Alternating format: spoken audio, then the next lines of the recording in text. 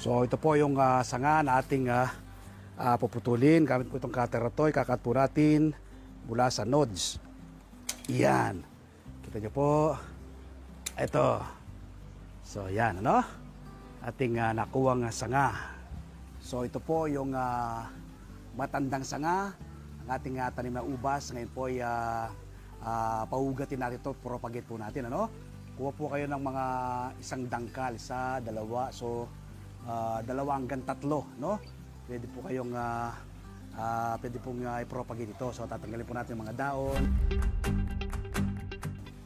Yun ay gugupit tayo ng isang dangkal. Dapat po, tsempuhin nyo po ninyo yung may nodes dito, no? Diyan po kasi magkakaroon ng ugat yan. So, diyan sa may nodes. Tapos, dito naman po, ayan, no? Yan. Yun.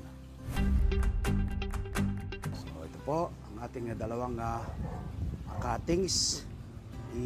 Ipupunla po muna natin sa isang plastic cup. So, ito ang ating plastic cup.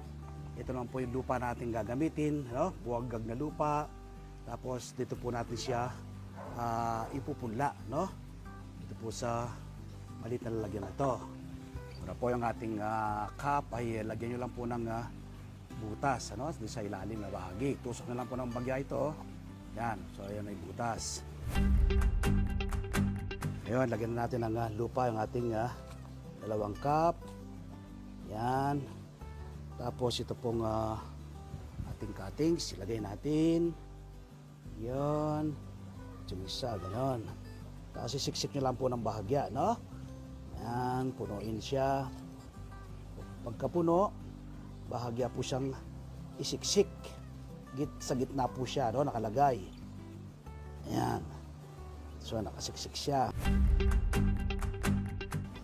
So, ito po yung ating dalawang bagong pinopropagate na cuttings ng ating ubas.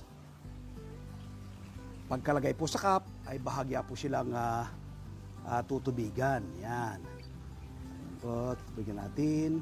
Tapos lagyan nyo rin pong tubig itong maliit na ginamit nating pagpupunlaan. Yan, para po mag-absorb, ano? Yung tubig sa ating mga ugat or rather cuttings na ubas para madali po siyang mag-sprout. So ngayon ay ilalagay ko muna ito sa isang malilim na lugar, ano? Hanggang magkaroon po ng ano rito, daon, ano? Magkakaroon po ng panibagong usbong yan. So lalagay natin sa isang lilim na lugar. Within ano lang po yan, ano? 1.5 months ay magkakaroon po ng panibagong usbong yan na daon. Yan. After 1.5 months, so ito na po ang ating pinropagate na ubas mula po sa cuttings.